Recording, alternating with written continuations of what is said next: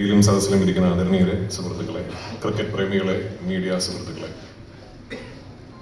ആദ്യമായിട്ടാണ് KCAയുടെ ഒരു പരിപാടിക്ക് പങ്കെടുക്കാൻ ഒരു അവസരം എനിക്ക് കിട്ടുന്നത്. അതിന് സത്യത്തിൽ നന്ദി പറയേണ്ടത് സൺലൈറ്റിനോട് തന്നെയാണ്. കാരണം ഞാനിവിടെ തിരുവനന്തപുരത്ത് ഷൂട്ടിങ്ങിനുണ്ട് എന്നറിഞ്ഞ് അദ്ദേഹമാണ് എന്നെ വിളിച്ചിട്ട് ഇതിൽ വരണം എന്ന് ആവശ്യപ്പെടുന്നതും കൃത്യം എൻ്റെ ഷൂട്ടിംഗ് ഇങ്ങനൊരു ദിവസം പകൽ ഷൂട്ടിംഗ് കഴിഞ്ഞ് നൈറ്റ് ഷൂട്ടിംഗ് തുടങ്ങുന്നതിന് മുമ്പുള്ള സമയത്ത് ഈ ടിക്കറ്റ് ലോഞ്ചിങ് വെക്കാമെന്ന് ഏൽക്കുകയും അങ്ങനെ എനിക്കിത് ഇവിടെ വന്ന് പങ്കെടുക്കാൻ ഒരു അവസരം കിട്ടുകയും ചെയ്തത്. ഒരുപാട് സന്തോഷം എന്ന് പറയാൻ കാര്യം, ബഹുമാനപ്പെട്ട KCA സെക്രട്ടറി നാനയും വെള്ളി നക്ഷത്രമൊക്കെ വായിച്ചാണ് വളർന്നതെന്ന് പറഞ്ഞു. ഞാൻ വിസ്റ്റിനൊക്കെ വായിച്ചാണ് വളർന്നത്. ഞാൻ കുട്ടിക്കാലം മുതൽ ഒരു ഭയങ്കര ക്രിക്കറ്റ് ഭ്രാന്തനാണ്. ഞാനൊരു ഫുട്ബോൾ ടീമിന്റെ ഉടമസ്ഥനായിട്ടും കേരള സൂപ്പർ ലീഗിന്റെ ലോഞ്ചിന് ഞാൻ ക്രിക്കറ്റ് പാഷൻ ആണ് എൻ്റെ മെയിൻ സ്പോർട്സ് പാഷൻ എന്ന് വേദിയിൽ പറഞ്ഞ ഒരാളാണ്. അപ്പൊ അങ്ങനെ ഞാനും എൻ്റെ ഭാര്യയും പ്രേമിക്കുന്ന സമയത്ത് അവൾ എനിക്ക് ആദ്യമായി വാങ്ങിച്ചിരുന്ന ഗിഫ്റ്റുകളിൽ ഒന്ന് ഒരു ഗ്രേനിക്കൽസ് ബാറ്റാണ്. അപ്പോൾ അതെപ്പോഴും ഉണ്ട് വീട്ടിൽ. അപ്പൊ അത്രയും പാഷനറ്റ് ആയിട്ട് ക്രിക്കറ്റിനെ ഫോളോ ചെയ്യുന്ന ഒരാളെന്ന നിലയ്ക്ക് ഇങ്ങനൊരു ചെറിയ രീതിയിൽ ഒരു ഇന്റർനാഷണൽ ക്രിക്കറ്റ് ഫിക്സ്ചറിന്റെ ഓർഗനൈസിംഗിന്റെ ഭാഗമാകാൻ കഴിഞ്ഞതിൽ വലിയ സന്തോഷം.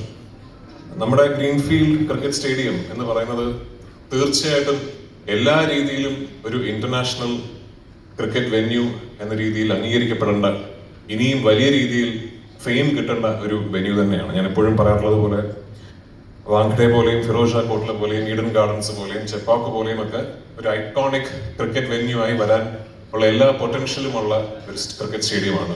എനിക്ക് ഇപ്പോഴും ഓർമ്മയാണ് അദ്ദേഹം പറഞ്ഞ 2017 ഓൾമോസ്റ്റ് വാഷ്ഡ് ഔട്ട് ആയ ആ മാച്ചിനെ കുറിച്ച്. അന്ന് ക്രിക്കറ്റിനെ കുറിച്ച് കുറച്ച് ടെക്നിക്കലായിട്ട് അറിയാവുന്ന ക്രിക്കറ്റ് പ്രേമികൾ, ഞാൻ അടക്കമുള്ള ക്രിക്കറ്റ് പ്രേമികൾ, ഈ സ്റ്റേഡിയത്തിന്റെ ഡ്രെയിനേജ് സിസ്റ്റത്തിനെ കുറിച്ച് ഭയങ്കര അഭിമാനപൂർവ്വം നമ്മൾ ഡിസ്കസ് ചെയ്യുന്നത് എനിക്ക് ഓർമ്മയുണ്ട്.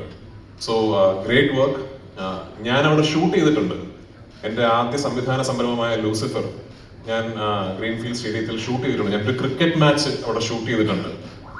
അപ്പൊ അന്നും സെന്റർ സ്ട്രിപ്പിൽ പോയി കുറച്ചു നേരം ഇങ്ങനെ ബാറ്റ് ചെയ്തപ്പോൾ എനിക്ക് ശരിക്കും തോന്നി ഇറ്റ് വാസ് ട്രൂലി ഒരു ഇനിയും ഒരുപാട് ഇന്റർനാഷണൽ ഫിക്സ്ചേഴ്സ്, ടെസ്റ്റ് മാച്ചുകളും വൈറ്റ് ബോൾ ക്രിക്കറ്റും എല്ലാം തന്നെ വരേണ്ട ഒരു ട്രൂലി ഡിസേർവിംഗ് ആയിട്ടൊരു വെന്യൂ ആണ്. അതിനെയും വരും കാലങ്ങളിൽ BCCIയും ICCയും ചേർന്ന് ഇങ്ങനൊരു വെന്യൂവിനെ കുറിച്ച് കൂടുതൽ അവെയർ ആവുകയും വല്ലപ്പോഴും ഒരു ഇന്റർനാഷണൽ മാച്ച് എന്നുള്ളതിലുപരി ഇന്ത്യയിൽ എപ്പോൾ ഒരു ഇന്റർനാഷണൽ ടീം ടൂർ ചെയ്താലും ഒരു ഫിക്സർ എങ്കിലും നമ്മുടെ തിരുവനന്തപുരത്തിന് കിട്ടട്ടെ എന്ന് പ്രാർത്ഥിക്കുകയും ചെയ്തു. വളരെ നിർണായകമായ ഒരു സീരീസ് ആണ്. എന്നെ പോലെ ഒരു സാധാരണ ക്രിക്കറ്റ് ആസ്വാദകന് നമ്മുടെ റെഡ് ബോൾ ടീമും വൈറ്റ് ബോൾ ടീമും വെൽ അണ്ടർ പൊട്ടൻഷ്യൽ പെർഫോം ചെയ്തുകൊണ്ടിരിക്കുന്ന ഒരു കാലഘട്ടത്തിലൂടെ കടന്നു പോകുമ്പോൾ ടീം സ്ട്രാറ്റജിയും ലോങ് ടേം ടാക്ടിക്കൽ പ്ലാനിങ്ങും എല്ലാം കുറച്ച് ഡയറക്ഷൻലെസ് ആണോ എന്ന് തോന്നുന്നത് സ്വാഭാവികം. അങ്ങനെ ഇരിക്കെ വേൾഡ് കപ്പിന് തൊട്ട് മുമ്പായി ലോകത്തിലെ ഏറ്റവും മികച്ച T20 ടീംസിലൊന്നായ ന്യൂസിലാൻഡിനോടൊപ്പമുള്ള ഈ സീരീസിന്റെ അവസാനത്തെ ഫിക്ചർ, ഒരു പക്ഷേ ലോകകപ്പിന് മുമ്പായിട്ട് നമ്മുടെ പ്ലെയേഴ്സിനെ ടെസ്റ്റ് ഔട്ട് ചെയ്യാൻ പറ്റുന്ന അവസാനത്തെ മാച്ച് തിരുവനന്തപുരത്ത് നടക്കുന്നു എന്ന് പറയുന്നതിൽ തീർച്ചയായിട്ടും ഒരു keen cricket observer and fan എന്ന നിലയ്ക്ക് I'm really looking forward to that match. Shooting ഇല്ലായിരുന്നെങ്കിൽ ഉറപ്പായിട്ട് ഞാൻ 5 ടിക്കറ്റ് എന്ന് ചോദിച്ചേനെ. ചോദിക്കുന്നില്ല, കാരണം എനിക്ക് ഷൂട്ടിംഗ് ഉണ്ട്. എന്നിരുന്നാലും എനിക്ക് കിട്ടാത്ത ടിക്കറ്റ് ഇവിടെ സൺലൈറ്റിനോട് ലോഞ്ച് ചെയ്യാൻ പറ്റിയതിൽ വലിയ സന്തോഷം. Looking forward to seeing the match live in front of a full house.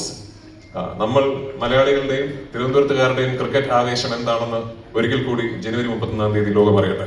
നന്ദി.